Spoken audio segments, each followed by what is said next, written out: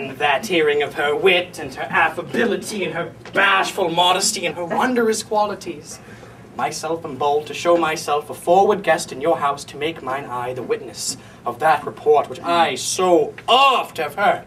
And for an entrance to my entertainment, I do present you with a man of mine, cunning in music and mathematics, to instruct her fully in those sciences. His name is Licio, born in Mantua. You are welcome, sir, and he, but this I know for daughter Katharina, she is not for your turn, the more my grief. I see you do not mean to part with her, or else you like not of my company? Mistake me not, I speak but as I find. Whence are you, sir? What may I call your name? Petruchio is my name.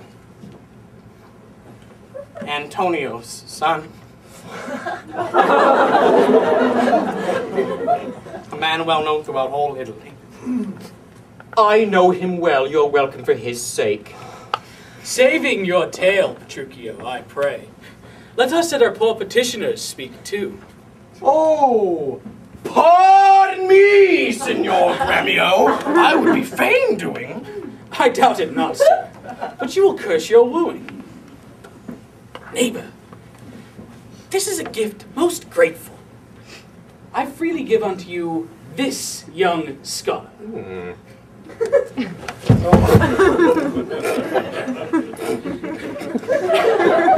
As cunning in Greek, Latin, and other languages as the other in music and mathematics. His name is Cambio. Pray, accept his service. Sir, 1,000 thanks, Signor Gremio. Welcome, good Cambio.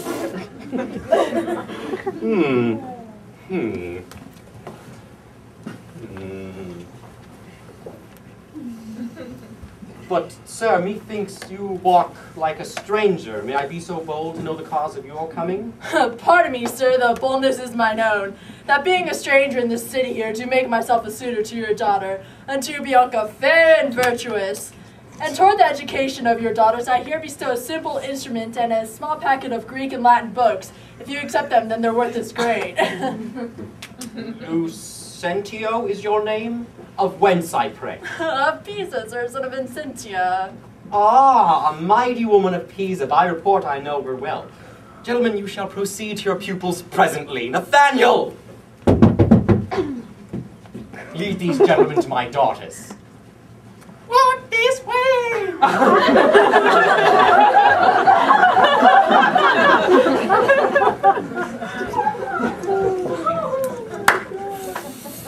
We will go walk a little in the orchard, and then to dinner.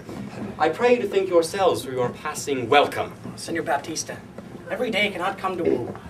You knew my father well, and in him, me, of solely heir to all his lands, which I have bettered rather than decreased.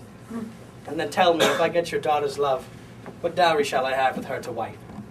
The one half of my lands, and in possession 20,000 crowns. And for that dowry I'll assure her of her widowhood, be it that she survived me, in all my lands and leases whatsoever.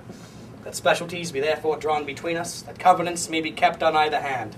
Aye, for when the special thing is well obtained, that is her love. Why, that is nothing, for I tell you, father, I'm as premature as she proud-minded, and where two raging fires met together that do consume the very thing that feeds their fury.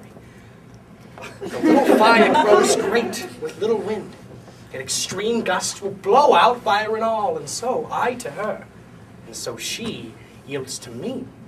For I am rough, and woo not like a babe. Well, mayest thou woo, and happy be thy speed, but be armed for some unhappy words. Aye, to the proof, as mountains are for winds, they shake not, though they blow perpetually. Rats call you these. I'll fume with them. Oh, man! Oh! How now, friend, why dost look so pale? For fear, I promise you, if I look pale. Then you canst not break her to the lute? Why, no, for she hath broke the lute to me. I did but tell her she mistook her frets, and bowed her finger in to teach her. Well, with the most impatient devilish spirit, "Frets call you these," quoth she, "I'll deal with them!" And with that word, she struck me on the head.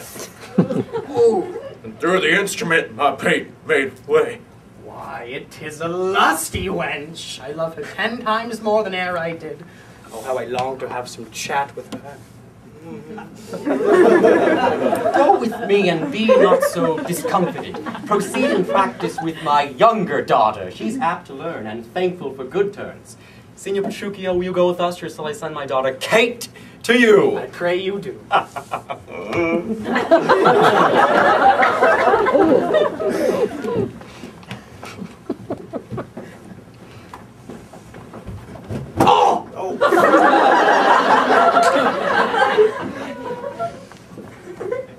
I will attend her here. And woo her with some spirit when she comes, and say she rail, I'll tell her plainly she sings as sweetly as a nightingale. And say she brawl, I'll say she looks as clear as morning roses newly washed with dew. And if she do bid me pack, I'll give her thanks, as though she bid me stay by her a week. And if she deny to wed, then I'll crave the day when I shall ask the banns, and when we be married. But here she comes, and now Petruchio speak.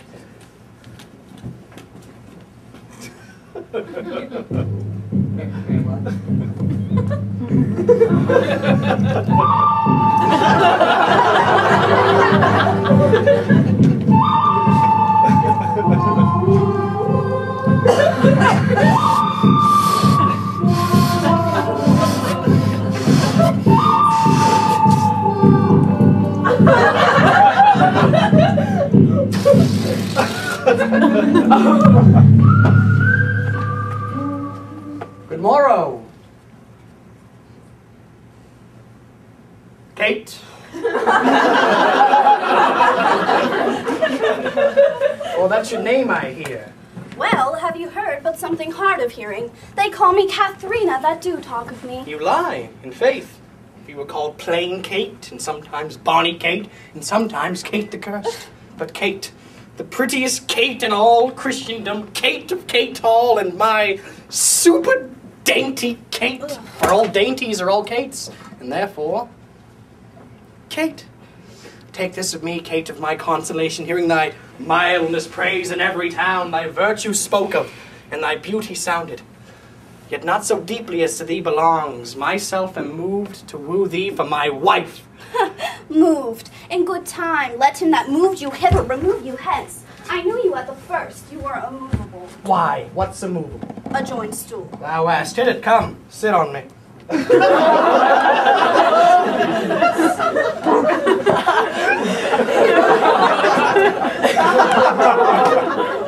Asses are made to bear, and so are you. Women are made to bear, and so are you. No such jade as you, if me you mean. Alas, good Kate, I will not burden thee for knowing thee to be young and light. Too light for such a swain as you to catch, yet as heavy as my weight should be. Should be?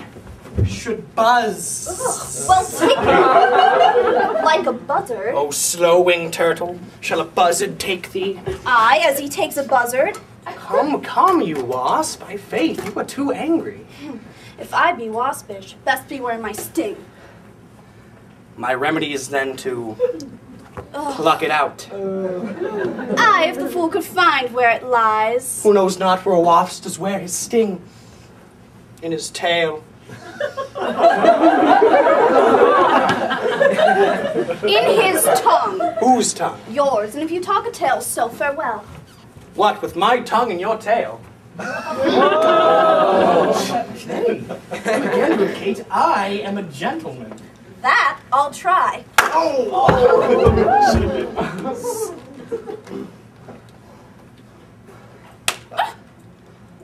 I swear I'll cuff you if you strike again. So may you lose your arms. If you strike me, you are no gentleman. And if no gentleman, why then no arms? A herald, Kate? Oh, put me in thy books. What is your crest, a coxcomb? A combless cock. So Kate will be my hen. No cock of mine, you crow too like a craven. Come, Kate, come. You must not look so sour. It is my fashion when I see a crab. Well, here's no crab, and therefore look not sour. There is, there is. Then show it. Had I a glass, I would. Oh, what, do you mean my face?